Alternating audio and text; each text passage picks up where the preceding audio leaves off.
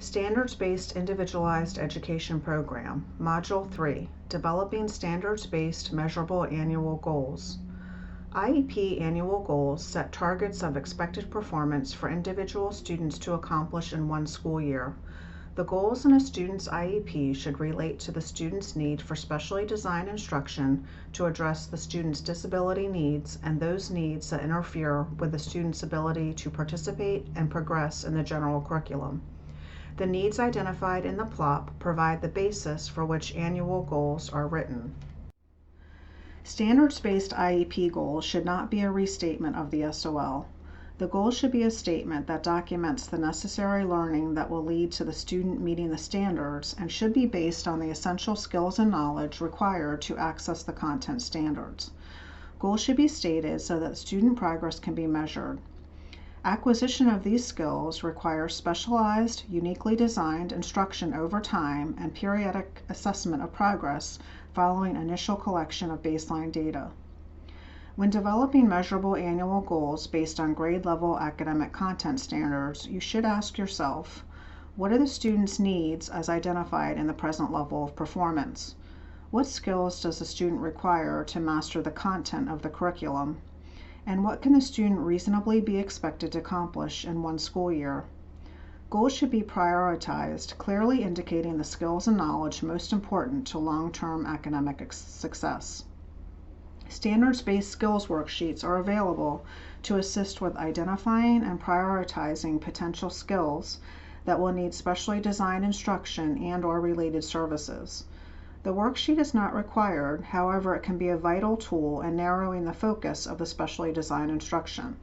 The worksheets are available on the VDOE website at the link on your screen.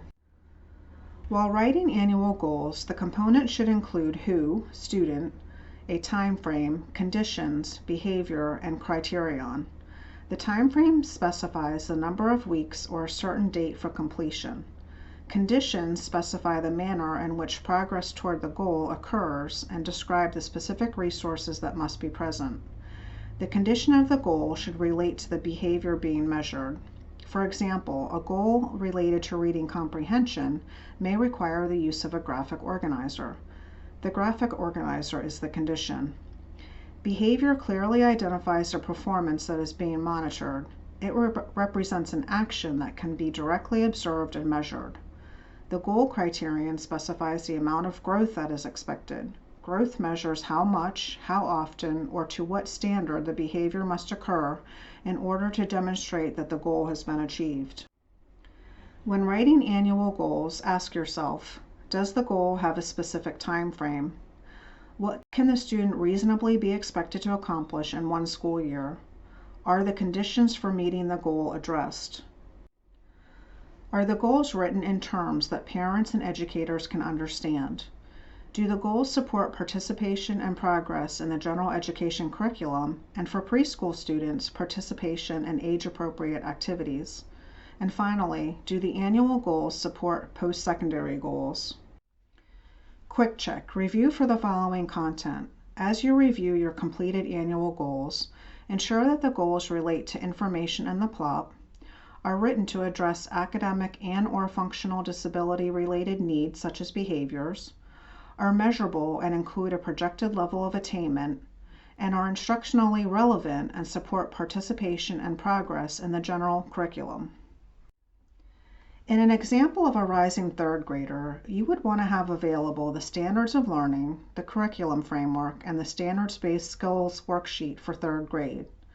By using the information provided in the standards of learning and curriculum framework and the data you have gathered about how the student learns, you'll be able to complete the standards-based skills worksheet. In this example, in order to reach the expectations for reading content standard 3.5 and be able to read and demonstrate comprehension of fictional texts, literacy, nonfiction, and poetry, it has been determined that the student will need specialized instruction in 3.5 E, G, and H. Specifically, the student will need one or more annual academic goals to summarize, ask and answer questions, and draw conclusions using text for support. In this instance, one annual academic goal will incorporate the skills in reading content 3.5 E, G, and H. An example might read, by the end of the third grading period, using grade level fictional reading materials and graphic organizers, the student will ask and answer questions about what is read, draw conclusions, and summarize the content with 80% accuracy. Now let's take a look at a standards-based math goal for a 7th grader. In this example, in order to reach the expectations of Mathematics Standard 7.13, it has been determined that the student will need specialized instruction in solving two-step linear inequalities in one variable and graphing a solution on a number line. Specifically, the student will need one or more annual academic goals to solve two-step linear inequalities in one variable and graph solutions on a number line.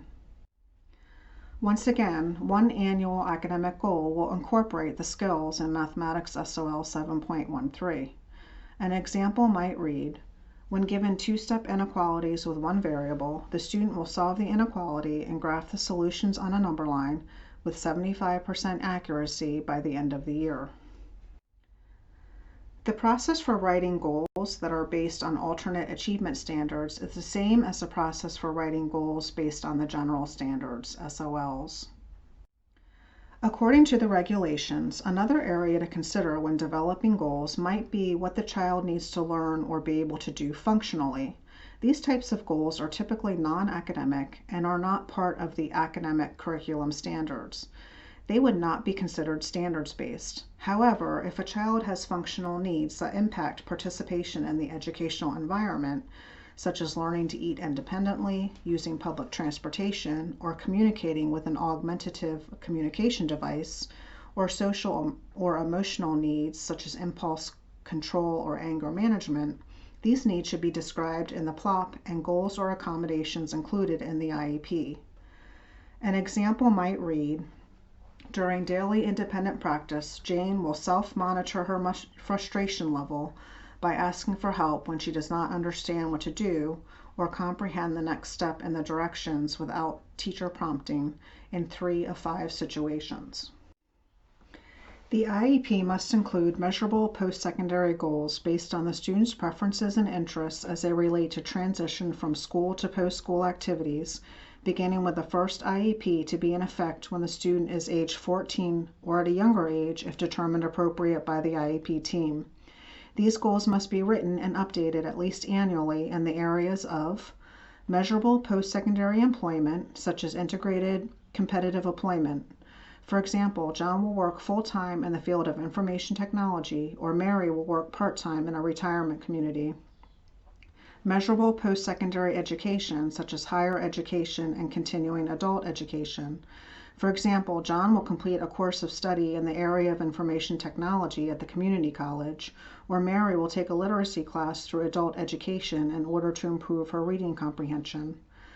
Measurable post-secondary training, such as career and technical education, military service, on-the-job training, or an apprenticeship.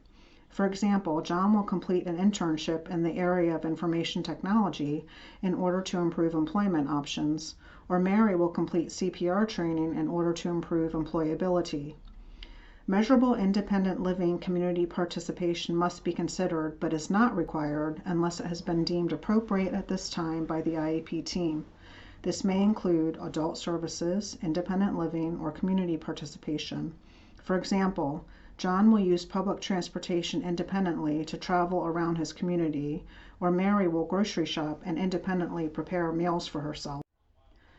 The measurable post-secondary goals are intended to acknowledge the student's strengths, needs, preferences, and interests. They must be measurable, happen after completing secondary school, and be based on age-appropriate transition assessments. Annual goals, academic and functional, facilitate the student's movement from school to post-school activities. The skills necessary for reaching post-secondary goals should be prioritized based on the student's individual needs. The IEP team must determine what immediate and long-term steps are necessary to reach the goal.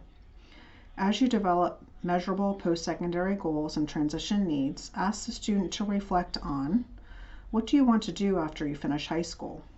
If you go to college, what do you want to study? What kind of work do you want to do? What do you want to learn more about? Where do you plan on living? How will you support yourself, get around, and recreate in your community? For the quick check, review for the following content. Ensure that the goals reflect the student's strengths, post-secondary preferences and interests, are measurable, and based on age-appropriate transition assessments related to training, education, and employment, and when appropriate, independent living. Remember, measurable post-secondary goals must be developed that address the area of post-secondary training, education, and employment. Post-secondary independent living must be considered, and a goal or goals written if determined to be appropriate by the IEP team. A sample planning sheet is available in the standards-based IEP guidance document. This concludes the third of 9 training modules on developing standards-based IEPs. Additional information can be found on the Virginia Department of Education's website by accessing the link on the screen.